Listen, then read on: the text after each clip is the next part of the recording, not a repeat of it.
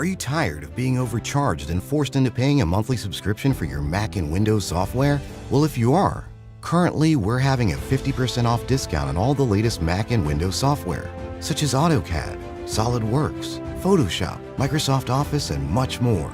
Our 50% off discount will be ending soon, so be sure to text us "Need Software" to 323-405-1341. That's 323-405-1341. We aim to please, so expect 24/7 technical support, the latest premium software, instant software links delivered to your email, and PayPal buyer's protection guarantee.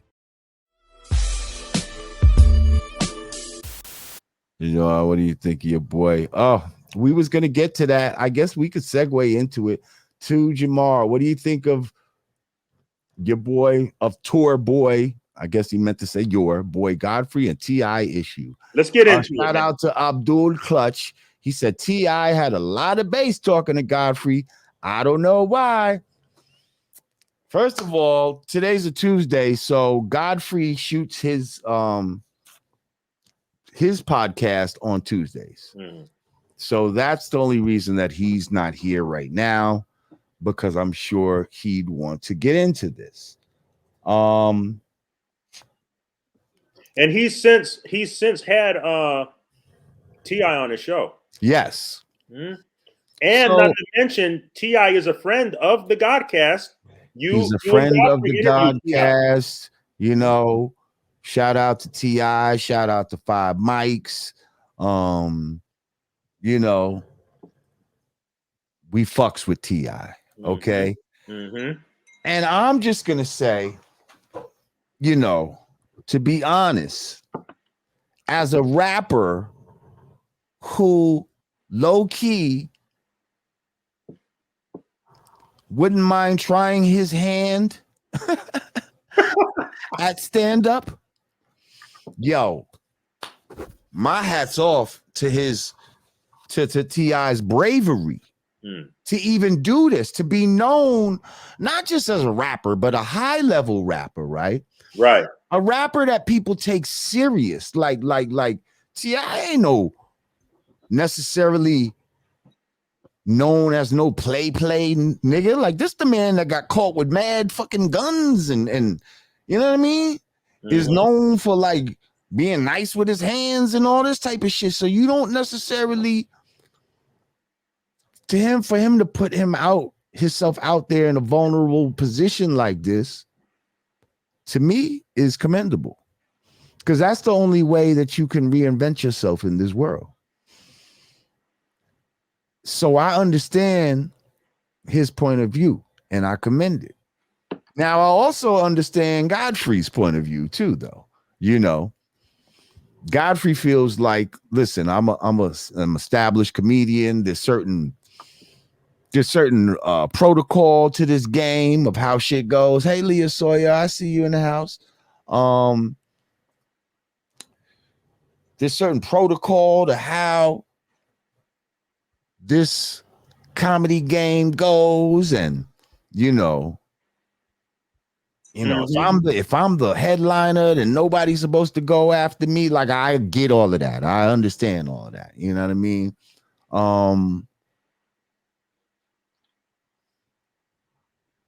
T.I. explained in his IG live how he ended up on the stage. Right. He was somewhere and they asked him to come. I don't know. Listen, you know, that's neither here nor there how he got on the stage. I could see, I know that Godfrey didn't mean anything malicious. Del Monte Greenbee said comedy is a part of hip hop at this point. You kind of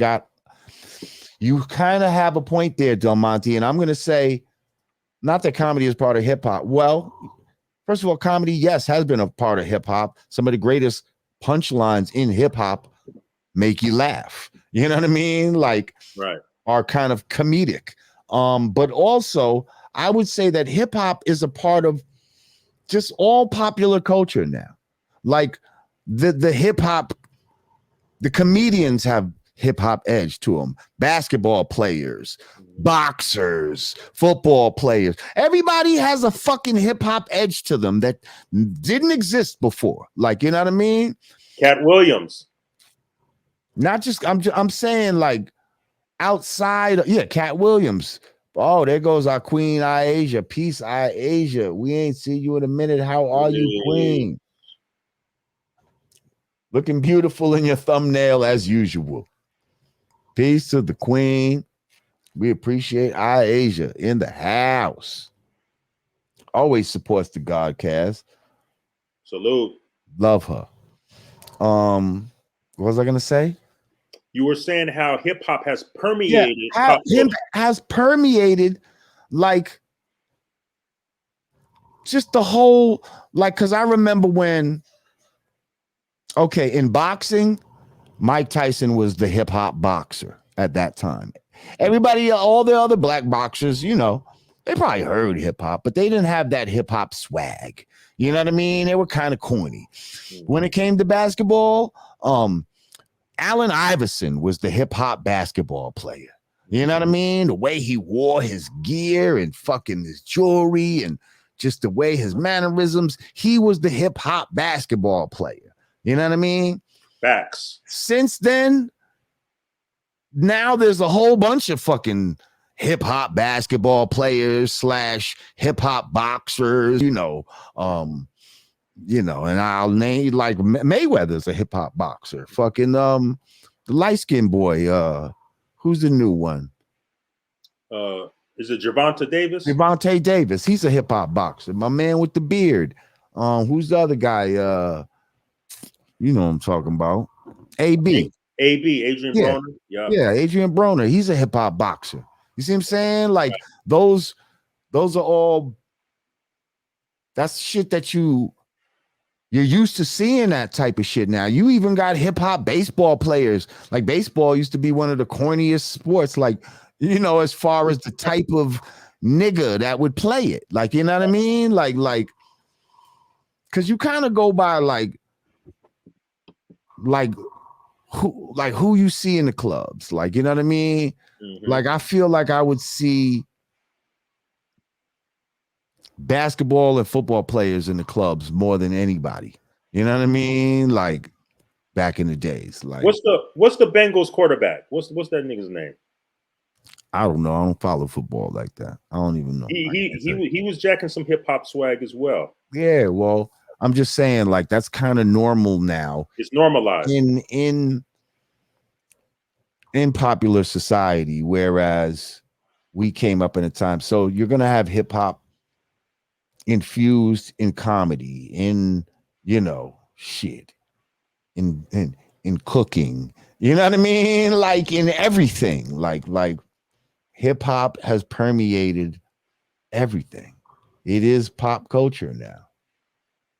So where do we stand now with this Godfrey T.I. situation? They squash it. What's going on with it?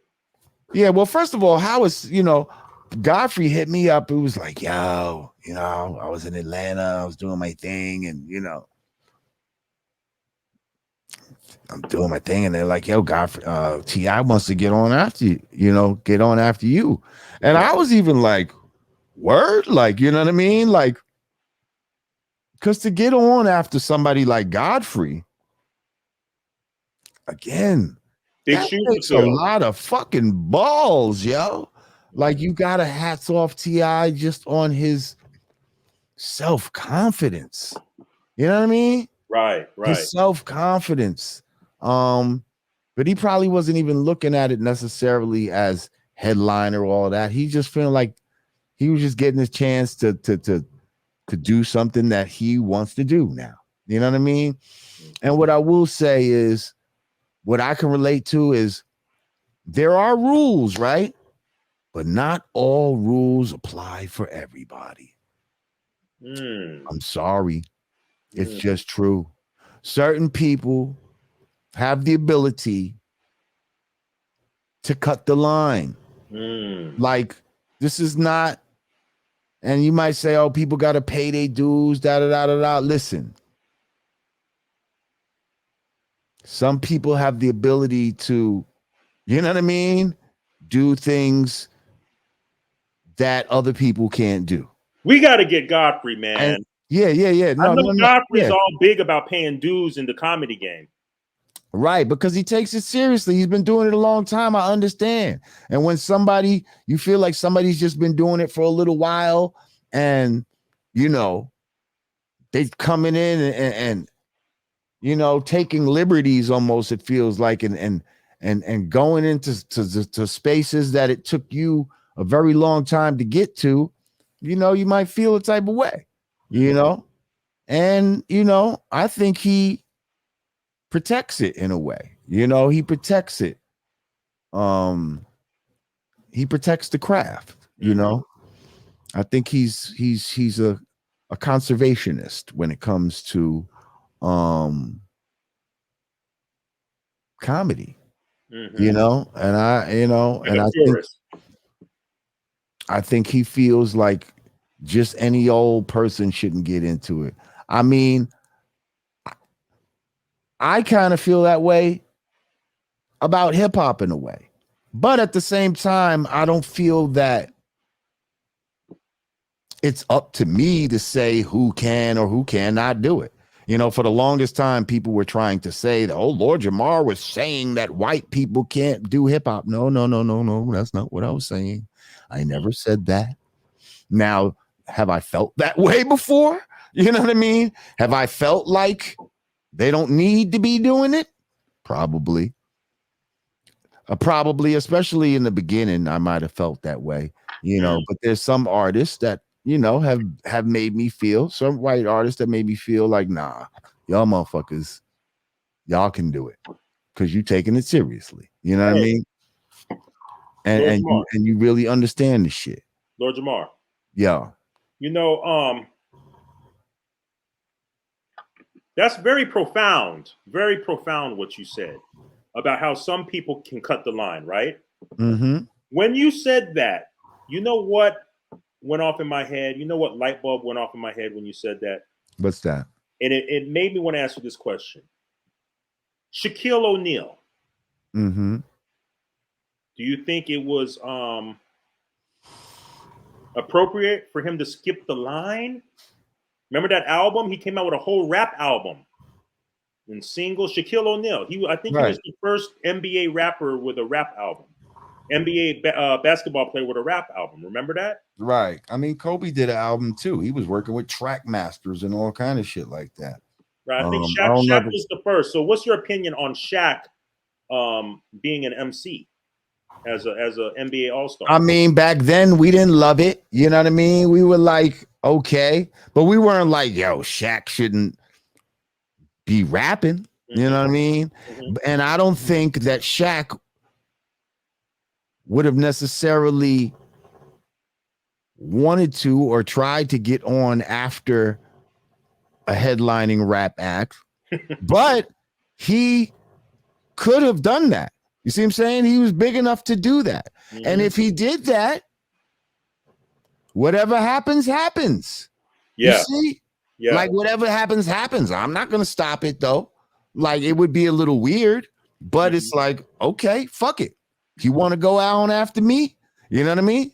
Like, because that's not always a good thing. Right. I remember, I'll tell this story all the time. Back in the days, we doing a show. We're at the Carrier Dome in Syracuse. Big fucking show, man.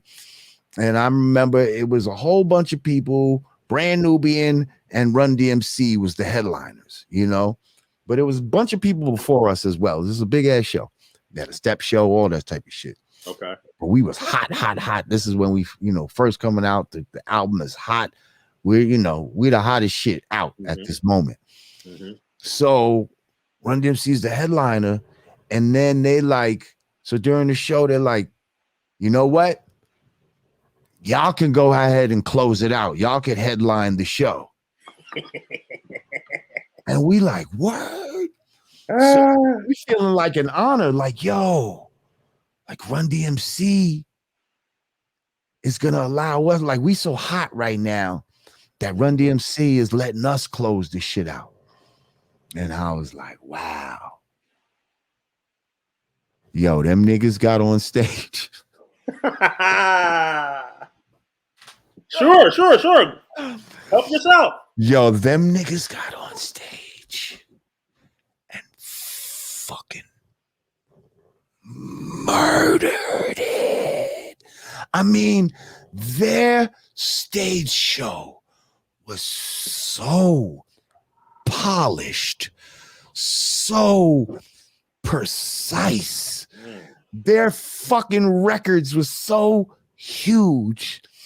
And they had done this so many times before us that in the middle of, I mean, they wasn't even finished. In the middle of what they was doing, I was just like, oh, see, that's that bullshit. I see what y'all did here. I see what y'all did here. You fucking did this to humble niggas right now. And that did humble niggas in a way. Because when they gave it to us, we was kind of feeling ourselves. Or I know I was in my mind, like, shit, we are the shit. Run DMC. You know what I mean? Right. And now, we ripped the show, don't get me wrong. But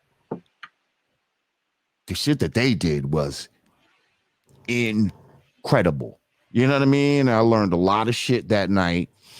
And then fast forward, you know, now that we the OGs and all of that type of shit, and you got some of these young motherfuckers coming in thinking, you know, oh yeah, you know what? You want to?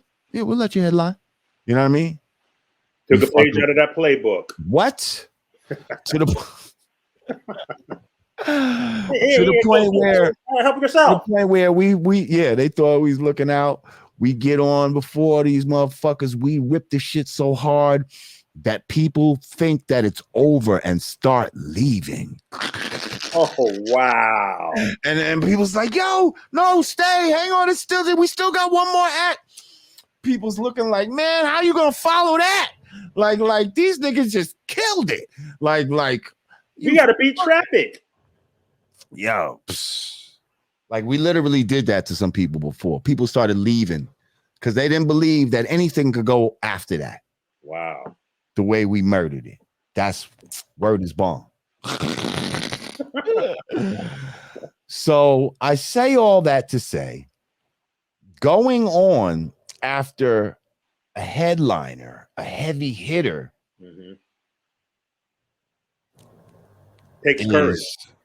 takes a lot of courage. And to not get booed, because T.I. made a good point. He said, fuck that. Like, until I get booed off of one of these stages, you know what I mean? Like, let the people decide. If the people have a good time and all of that, and at the end of the day, I guess that is what it's about, you know? Again, I didn't expect him to do something like that. You know what I mean? Like when Godfrey first was telling me, I said, he wanted to go on after you.